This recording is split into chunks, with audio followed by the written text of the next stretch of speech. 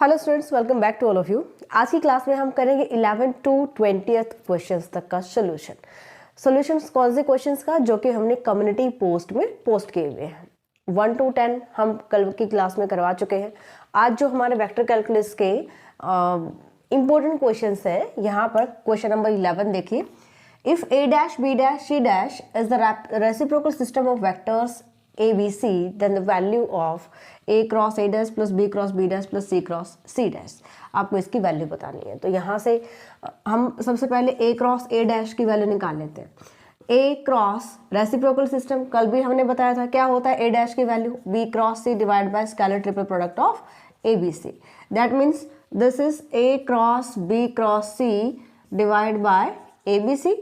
यहाँ से हम क्या करेंगे, vector product of three vectors open करेंगे। क्या फॉर्मूला होता है भाई, a dot C into B first into third multiply by second minus a dot B into C divide by scalar triple product of a b c।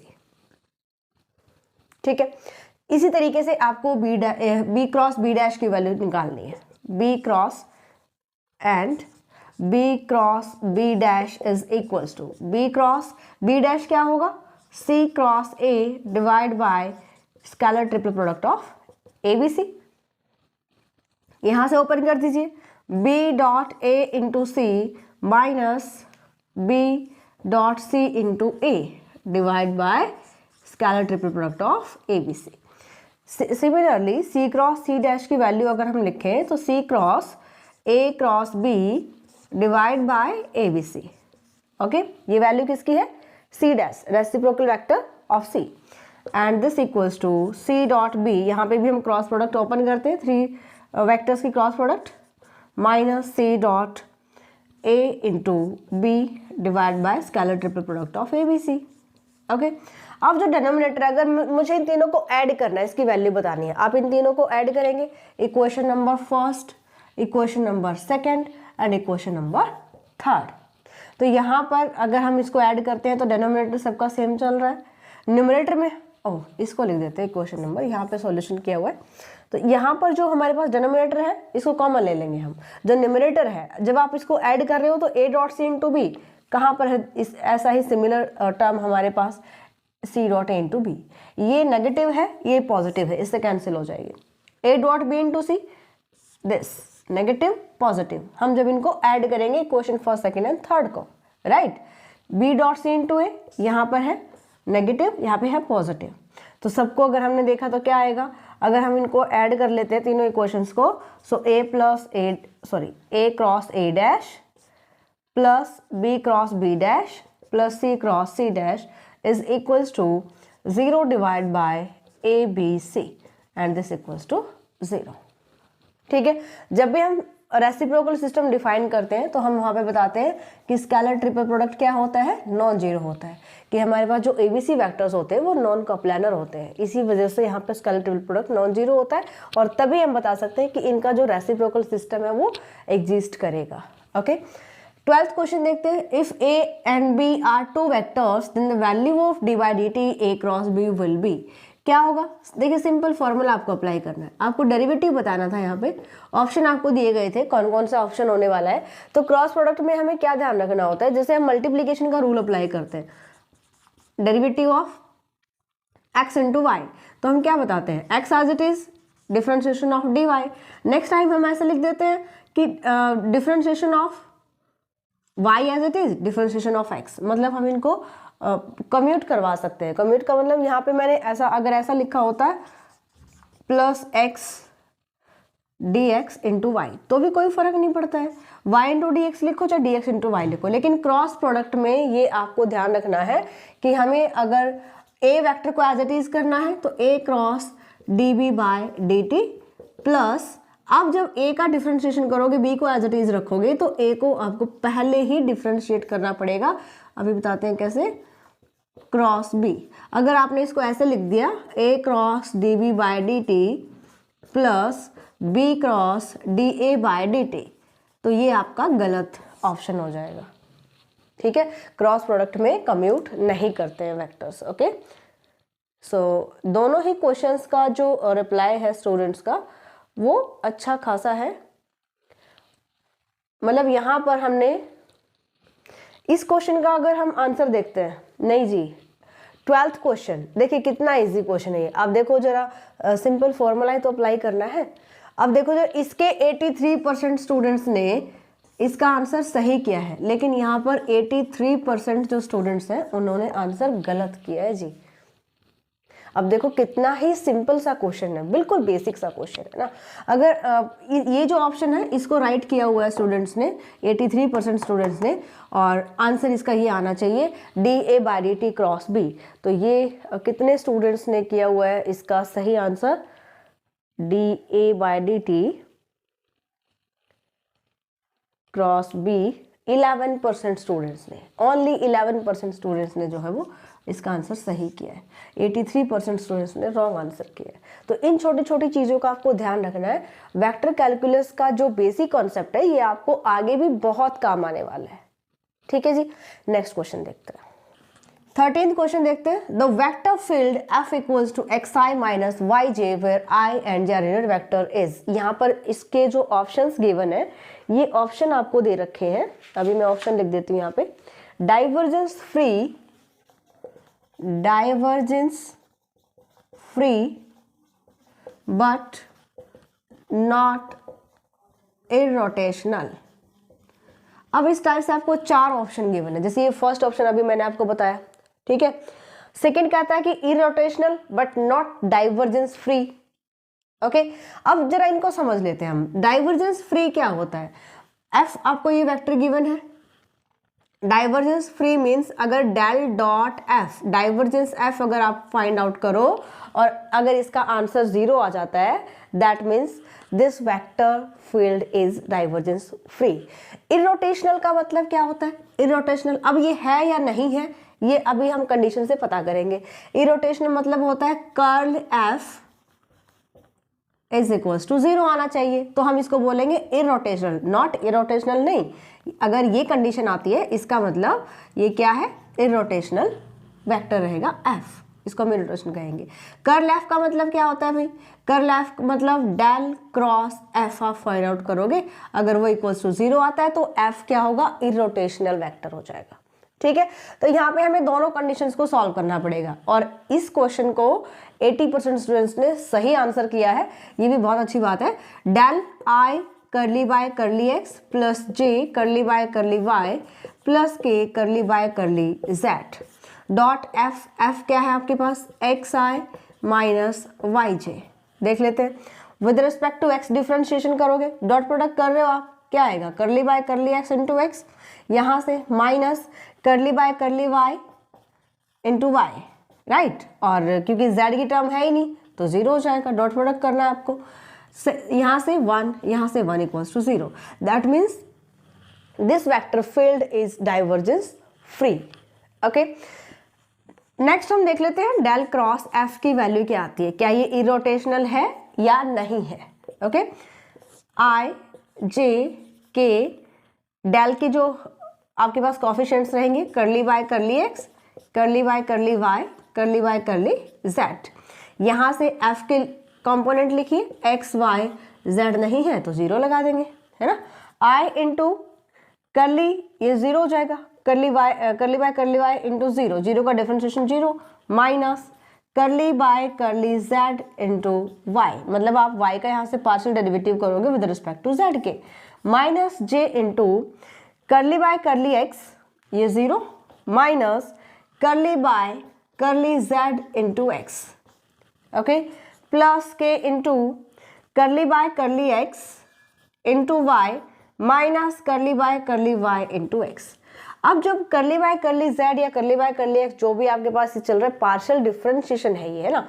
Partial derivative में केवल Y variable का काम करता है, other जो variables होते हैं वो कांस्टेंट का काम करते हैं, right.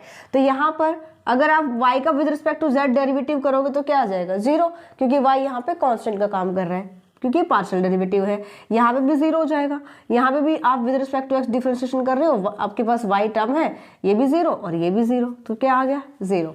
That means this vector field is divergence free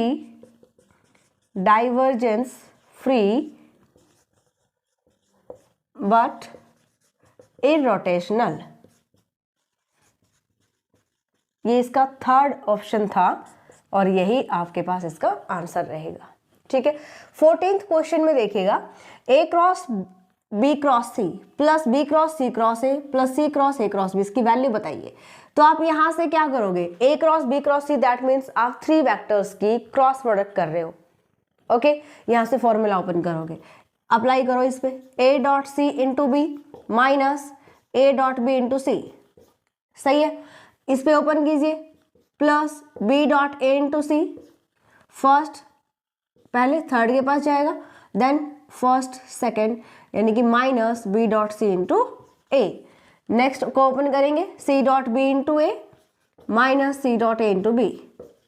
अब जरा देखते हैं यहाँ पे, A dot C dot A same term है, cancel, A dot B into C B dot A into C same term, ये भी सेम टर्म, आंसर आ गया 0। और इसके 4 ऑप्शन थे, first one is 0, second one is 3 times scalar triple product. देखिए scalar triple product तो बनेगा ही नहीं, अगर यहाँ पे होता A dot B cross C plus B dot C cross A plus C dot A cross B, अगर ये गिवन होता आपको तो ये वाला ऑप्शन आ जाता। क्यों? क्योंकि ये सारे साइक्लिक ऑर्डर में है, साइक्लिक ऑर्डर में है, ए डॉट बी क्रॉस सी, इसको आप क्या लिख सकते हो, b के बाद c आता है, c के बाद a आता है, तो आप इसको लिख सकते हो a डॉट बी क्रॉस सी। समझ गए? और ये भी साइक्लिक ऑर्डर में है, तो ये भी किसके इक्वल होता है, a डॉट बी क्रॉस सी के इक्वल ही होता है। तो ये आ जाता है हमारा 3 time a dot B cross C, that means 3 times scalar triple product of ABC। अब यहाँ पे स्केलर ट्रिपल प्रोडक्ट आने का तो सवाल ही नहीं होता, क्योंकि हमारे पास यहाँ पे क्रॉस प्रोडक्ट दी गई है, स्केलर प्रोडक्ट तो नहीं है ना, है ना। तो इसका आंसर रहेगा फर्स्ट ऑप्शन, और अगर ये क्वेश्चन इस टाइप से आ जाएगा तो इसका आंसर आएगा इसका जो सेकंड ऑप्शन है ये। बट इसका जो रिप्लाई किया गया है, ये सबसे ज़्यादा यहाँ पे 3 टाइम 61% स्टूडेंट्स ने ये लिखा है 3 टाइम ए क्रॉस बी क्रॉस सी। ये इसका आंसर बताया गया है कि इसको है ना ऐड कर दिया A cross B cross C, B cross C cross A, इसकी वैल्यू इसके इक्वल कैसे आ सकती है, A cross B not equals to B cross A, है ना। तो यहाँ पे आपको ओपन करना पड़ेगा, इसका आंसर आएगा 0। ओके, नेक्स्ट क्वेश्चन देखते हैं। देखिए क्वेश्चन नंबर 15 देखते हैं, value of del square 1/r is, ये आपको बताना है, और आपको 4 ऑप्शन यहाँ पे दिए गए हैं, हम इसका राइट आंसर निकाल लेते हैं। देखिए अगर इस टाइप से आपको आता है क्वेश्चन, तो आपको ये पता है कि r जो होता है वो 3 डायमेंशनल वेक्टर होता है, तो यहाँ पर हम r की वैल्यू लेकर चलते हैं xi yj plus z into के। ठीक है, अगर यहाँ पर ये r और ये r देखिएगा, so this is a vector quantity and this is scalar quantity यानी मैग्नीट्यूड ऑफ r। ओके, अगर मैं यहाँ से r का मैग्नीट्यूड लेकर चलती हूँ, उसको हम क्या लेकर चलेंगे, सिंपल r से डिनोट करते हैं। अंडरस्टैंड, r के मैग्नीट्यूड को सिंपल r से डिनोट करोगे, और ये किसके इक्वल होगा, आप इसका मैग्नीट्यूड फाइंड आउट करो, X square plus Y square plus Z square. ठीक है, इसको मैं ऐसा लिख सकती हूँ, R square equals to X square plus Y square plus Z square. इसको इक्वेशन नंबर फर्स्ट ले लेते हैं। ऑलराइट, अब आपको जो वैल्यू चाहिए, ये चाहिए डेल स्क्वायर 1/r के, means del into del of 1/r, ऐसा लिखोगे। 1/r is a scalar quantity, del की वैल्यू पुट करो, del dot del into 1/r क्या रहेगा, gradient of 1/r, means I करली by curly x 1/r plus जे करली by curly Y, हमने gradient की ग्रेड की वैल्यू पुट की और 1/r से मल्टीप्लाई कर दिया, 1/r प्लस के करली बाय करली जेड 1/r। ठीक है, डेल डॉट सॉल्व कर लेते हैं इसको, आई डेरिवेटिव करोगे सो ये क्या आएगा, -1/r स्क्वायर। पहले हम विद रिस्पेक्ट टू एक्स करेंगे, सॉरी पहले विद रिस्पेक्ट टू r करेंगे, देन r का differentiation partially with respect to x करेंगे। क्यों? क्योंकि r is a function of x, y and z। r के पास 3 वेरिएबल्स है। ऑलराइट, अब यहां से देखते हैं, this is minus 1/r² derivative of 1/r into curly r by curly x, r का differentiation with respect to x। आगे चलते हैं, plus j with respect to r के डिफरेंशिएशन करेंगे तो minus 1/r² curly y by curly r। Then k into with respect to r derivative किया तो minus 1/r² and then r का differentiation करेंगे विद रिस्पेक्ट टू z के। यहाँ तक क्लियर है। अब करली r बाय करली x, करली r बाय करली y, करली r बाय करली z की वैल्यू कहाँ से लाएंगे? इक्वेशन फर्स्ट से। फ्रॉम इक्वेशन फर्स्ट आप डिफरेंशिएशन कर दीजिए बोथ साइड टू, अगर इधर भी मैं डेरिवेटिव कर देती हूँ और मुझे इधर भी डेरिवेटिव करना है, तो मतलब अगर मैं यहाँ से ये कहूँ आपको कि पार्शियल डेरिवेटिव करेंगे विद रिस्पेक्ट टू x के, तो कैसे निकालिएगा? मैं यहाँ पे पार्शियल डेरिवेटिव करती हूँ तो क्या रहेगा? r² का derivative 2r curly r equals to, right hand side पर देखोगे x y z का फंक्शन है, x² का डेरिवेटिव आ गया 2x इंटू करली x। समझ में आया?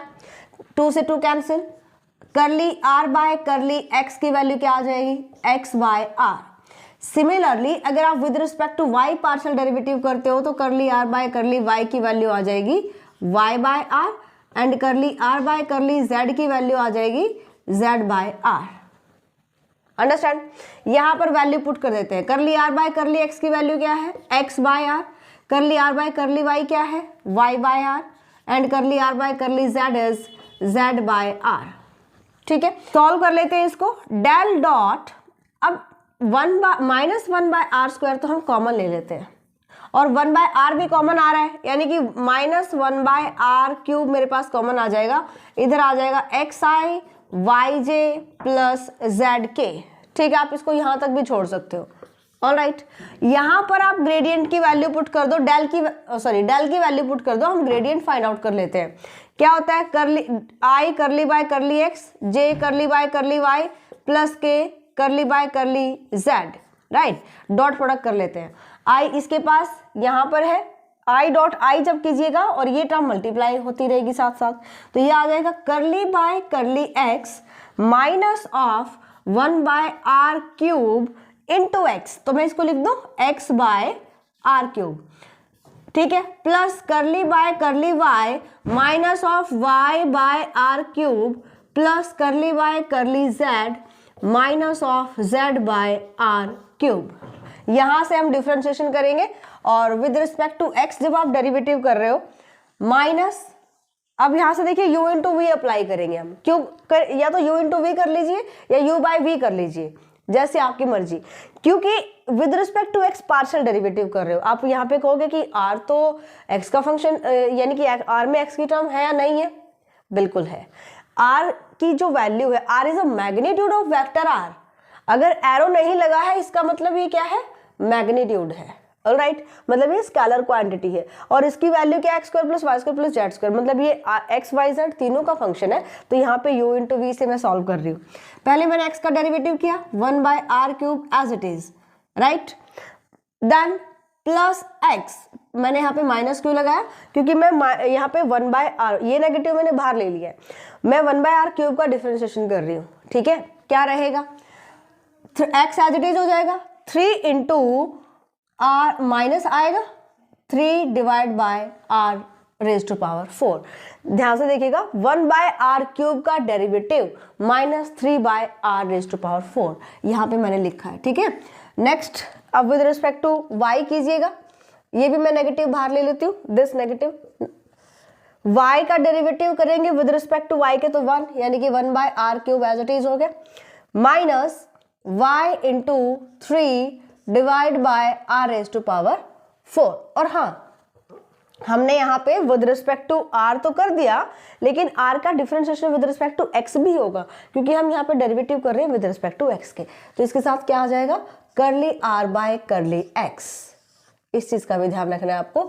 विद रिस्पेक्ट टू r करेंगे, देन r का with respect to x derivative करेंगे। हम partial derivative with respect to x, y और z कर रहे हैं। जैसे अभी यहाँ पे क्या करेंगे हम?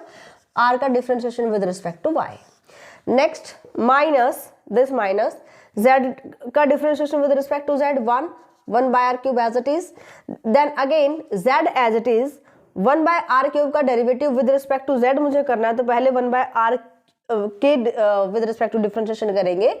सो ये आ जाएगा 3 into z divide by r⁴ और करली r by curly z।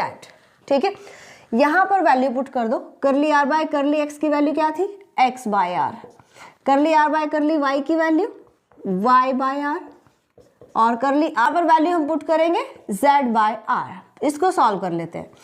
x bye, यहां से देखिएगा 3 मल्टीप्लाई में है भैया, और इसको थोड़ा सा मैं ऊपर लिख देती हूँ, this is x by r।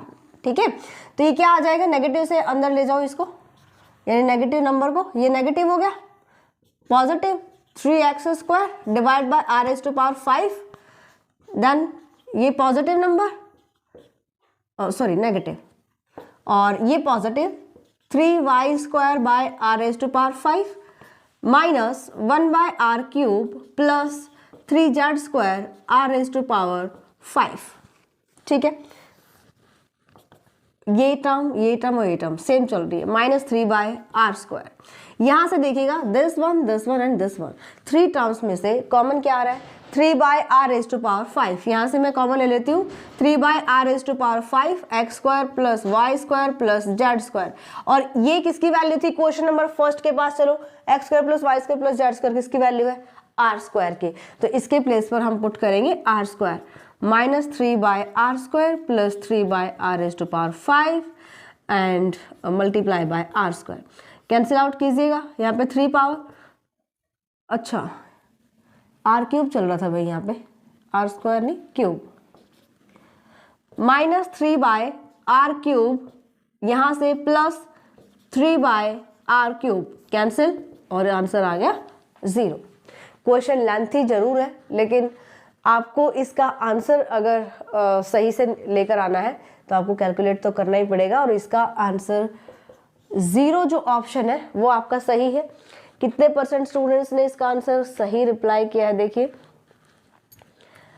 यहाँ पर भी काफ़ी स्टूडेंट्स ने रॉन्ग आंसर ही टाइप किया है, और माइनस, देखिए इसके ऑप्शन क्या क्या थे, 2/r², 2/r³, ये negative, 2/r³, then 0, then -2/r³, ये इसके आंसर, मतलब एक थर्ड था 0। तो इसका जो आंसर आएगा वो थर्ड आएगा। केवल 7% स्टूडेंट्स ने इसका सही रिप्लाई किया है, 7% स्टूडेंट्स ने, और 71% स्टूडेंट्स ने इसका डी ऑप्शन अप्लाई किया।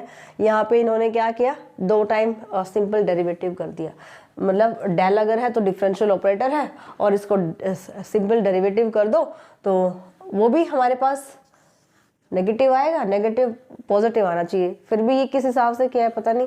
चलो इसको जो हुई कॉन्सेप्ट को क्लियर करो, क्योंकि यहाँ पर सिंपली आपको दिखाई दे रहा है कि this is the R magnitude of vector R. Okay, तो इस पे बेस्ड जो वेक्टर कैलकुलस में आपके कंप्लीट एक्सरसाइज है, और ढेरों क्वेश्चन उसके अंदर है, जो कि जीवन साइंस पब्लिकेशन बुक से मैं पढ़ा रही हूँ आपको। उसमें जब आप इसको इस टाइप के क्वेश्चंस देखेगा तो कंप्लीट बेसिक पार्ट में जो ग्रेडियंट का जो टॉपिक है, और आगे जाकर के हमारे पास कर्ल टॉपिक भी आएगा, लेकिन ग्रेडियंट का ये टॉपिक बहुत ज़्यादा इंपॉर्टेंट है। शॉर्ट क्वेश्चन और लॉन्ग क्वेश्चन भी डेफिनेटली पूछे जाते हैं, और वेक्टर कैलकुलस में सबसे ज़्यादा इंपॉर्टेंट टॉपिक्स ही ये होते हैं। चाहे आप किसी कॉम्पिटिटिव एग्जाम की तैयारी कर रहे हो, आप टीचिंग लाइन में जा रहे हो, आप टीजीटी पीजीटी लेवल की प्रिपरेशन कर रहे हो, ठीक है, किसी भी स्टेट से हो, और एमएससी एंट्रेंस कर रहे हो, आप बीएससी कर रहे हो, तो ये टॉपिक्स आपको क्लियर करने पड़ेंगे। नेक्स्ट क्वेश्चन देखते हैं। Phi is a differentiable scalar function then divergence grad phi is equals to, ये 4 ऑप्शन आपको गिवन है। अब देखिए फर्स्ट जो क्वेश्चन था उसमें मैंने फाई की जगह पे सिर्फ एफ लिखा हुआ था, और यहाँ पर हमने फाई को रिप्लेस कर दिया। सेम क्वेश्चन है, फिर भी यहाँ पर आंसर गलत मिल रहा है। हमने वहां पे पहली क्लास में बताया था आपको कि डाइवर्जेंस ग्रेड फाई आपको बताना है। फाई क्या है, differentiable scalar function, that means del into del of phi, ये आपको वैल्यू फाइंड आउट करनी है। तो क्या आ जाएगा, डेल स्क्वायर फाई, ये ऑप्शन आ जाएगा। ठीक है, यहाँ पर भी काफी स्टूडेंट्स ने रॉन्ग आंसर किया हुआ है। नेक्स्ट कहता है कि if f is a differentiable vector point function then value of divergence curl f is, अब यहाँ पे ये ऑप्शन गिवन है first, second, third and fourth. अब जब f आपके पास वेक्टर फंक्शन है तो यहाँ पे आप ले लीजिए, चलो f1i, f2j, f3k, ये हम ले लेते हैं इसकी वैल्यू।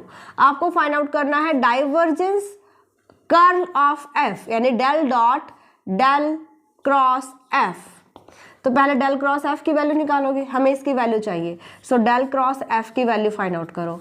आई जे के, यहाँ से करली बाय करली एक्स, करली बाय करली वाई, डेल के जो कंपोनेंट लिखोगे करली by curly Z, F1, F2, F3। ऐसा ऐसा कुछ क्वेश्चन मैं कल की क्लास में करवा चुकी हूँ। यहाँ से हम इसको एक्सपेंड कर लेते हैं, करली F3 bye curly Y minus करली F2 bye curly Z minus J into करली F3 bye curly x minus करली F1 bye curly Z plus K into, यहाँ से सॉल्व करते हैं, करली F2 bye curly x minus करली F1 बाय करली वाई। तो इस टाइप से हमें इसके ग्रेडियंट यानी कि कर्ल को ओपन करना है। ठीक है, तो ये वैल्यू किसकी आ जाती है, कर्ल ऑफ एफ की वैल्यू आ जाती है। हमें क्या चाहिए, del dot del cross F, del के साथ क्रॉस प्रोडक्ट कर दीजिए। ठीक है, means del dot del cross F अगर आप कीजिएगा तो आपको क्या करना है, इसके जो कंपोनेंट होंगे डेल की वैल्यू क्या होगी, आई करली बाय करली एक्स, जे करली बाय करली वाई प्लस के करली बाय करली जेड, ये डेल की वैल्यू हो गई। डॉट करोगे डेल क्रॉस एफ के साथ, डेल क्रॉस एफ की वो कंप्लीट वैल्यू है। तो यहाँ पे मैं लिख रही हूँ करली बाय करली एक्स, करली F3 bye curly Y minus करली F2 bye curly Z. Then next आपके पास आ जाएगा जे डॉट जे कीजिएगा, मैं प्लस लेकर चल रही हूँ, करली बाय करली वाई, करली F3 bye curly x minus करली F1 बाय करली, ये पॉजिटिव नेगेटिव हो जाएगा, माइनस को अंदर शिफ्ट कर दो, plus curly by curly Z, करली F2 bye curly x minus करली F1 bye curly Y. Right, अब जब आप इसको डिफरेंशिएट करोगे तो सारी टर्म्स कैंसिल हो जाएंगी और आंसर आ जाएगा हमारा 0। ऐसा क्वेश्चन मैं कल की क्लास में करवा चुकी हूँ ना, तो इसको कंटिन्यू कीजिएगा। तो इसका जो आंसर होगा वो क्या है, 0 आंसर है। ओके, यहाँ पर भी स्टूडेंट्स ने रॉन्ग आंसर किया है, del into F, del into F, किस कौन सा लॉजिक यहाँ पे लगाया है कि del dot del cross F की वैल्यू बता रहे हैं डेल इंटू एफ, कौन सा लॉजिक यहाँ पे लगा है, इसका आंसर है 0। 79% स्टूडेंट्स ने आंसर बी किया हुआ है जो कि गलत आंसर है। ओके, तो नेक्स्ट क्वेश्चन और देख लेते हैं।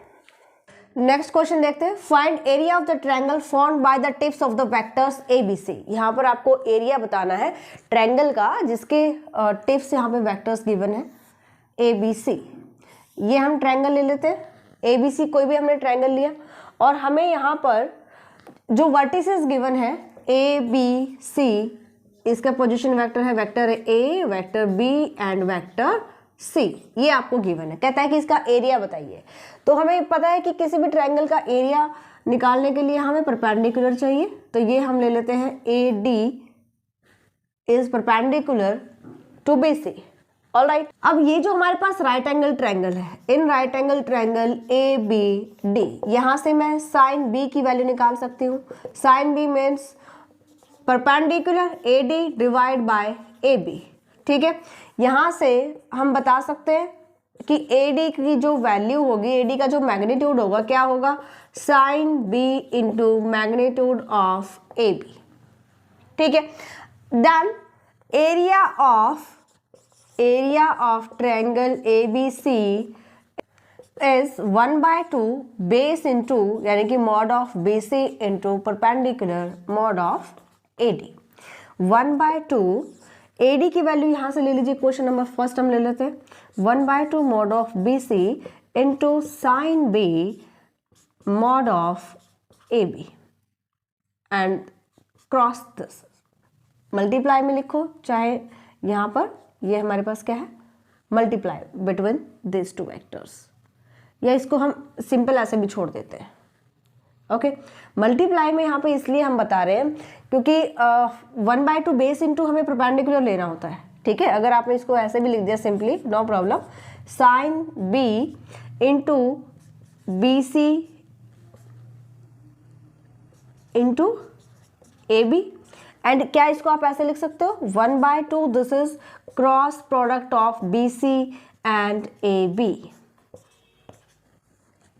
क्लियर, क्योंकि जब क्रॉस प्रोडक्ट हम ओपन करते हैं तो हम क्या लिखते हैं, साइन कोई भी आप एंगल फाइंड आउट करते हो, sine theta equals to A cross B divide by mod of A mod of B, right. So sine, जैसे हम कॉस थीटा डॉट प्रोडक्ट में लेते हैं, sine theta equals to A cross B divide by mod of A mod of B. आप इसको इधर multiply करोगे तो mod of A into mod of B sine theta किसके इक्वल होगा, ए क्रॉस बी के इक्वल होगा। तो यहाँ पे हमने वही वैल्यू पुट की है, दिस इज इक्वल्स टू 1/2।